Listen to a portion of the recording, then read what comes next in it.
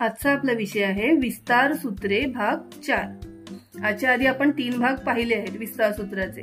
याचं आपलं आजचं सूत्र कोणतं आहे? a वजा b कंसाचा घन असेल तर पहिल्या पदाचं घन म्हणजे a चा घन वजा 3a वर्ग p म्हणजे 3 गुणिले पहिल्या पदाचा वर्ग गुणिले दुसऱ्या पदाचा वर्ग अधिक 3ab वर्ग म्हणजे 3 गुणिले पहिले पद गुणिले दुसऱ्या पदाचा वर्ग वजा b घन म्हणजे दुसऱ्या पदाचा घन।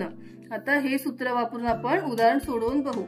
आता पहिलं उदाहरण आहे आपलं 2m वजा 5 कंसाचा घन।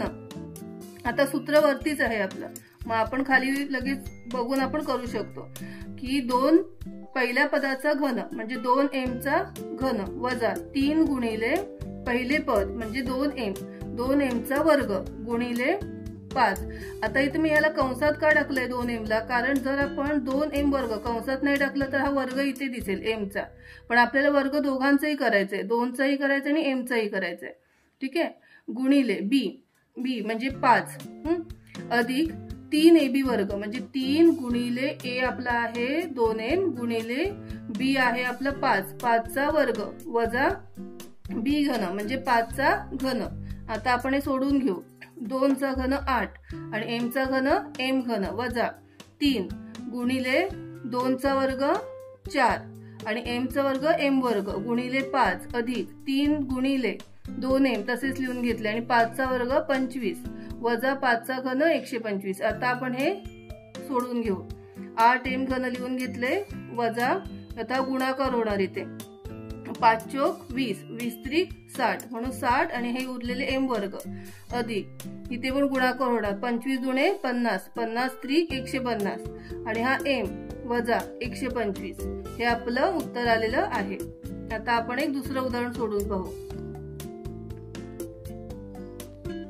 आता दुसरं उदाहरण आहे आपलं 99 चा घन।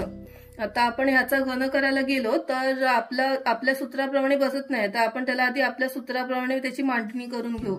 म्हणजे 99 ची मांडणी आपण केली 100 वजा 1 कंसाचा घन।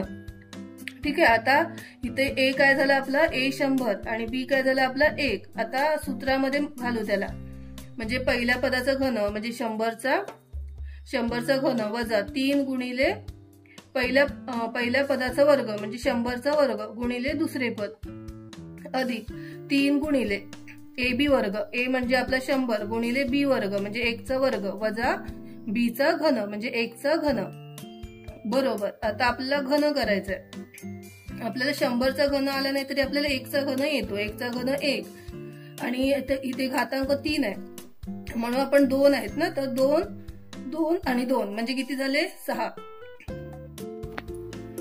आता इथे 6 आले शून्य, कसे समजले ना? म्हणजे घातांक 3 आहे ना आपला, तर आपण 3 वेळा गुणाकार केला म्हणून 2 आणि 2 6 आले आपले वजा 3 गुणिले 100 चा वर्ग। आता सहज आपल्याला 100 चा वर्ग येत नसला तरी आपल्याला 1 चा वर्ग येतो म्हणून 1 लिहिला आणि 2 शून्य 2 वेळा म्हणजे 4 शून्य झाले। ठीक आहे, गुणिले 1 अधिक 3 गुणिले 100 गुणिले 1 चा वर्ग 1 वजा 1 चा घन 1 पुढे हे आपण लिहून घेतले 10 लाख आहे ते। ठीक आहे, ही वरची अशीच खाली लिहून घेतली आपण वजा इकडे आपल्याला गुणाकार करावा लागणार 3 एके 3 आणि 10,000 गुणिले 3 किती आले 30,000 अधिक 100 त्रिक 300 आणि हा 1 वजा 1। ठीक आहे, आता आपल्याला हे सोडून घ्यायचंय। पहिला आपण ही वजाबाकी करणार, त्याच्यामध्ये 300 मिळवणार, त्याच्यातून 1 वजा करणार, मग आपल्याला हे उत्तर मिळणार। ठीक आहे।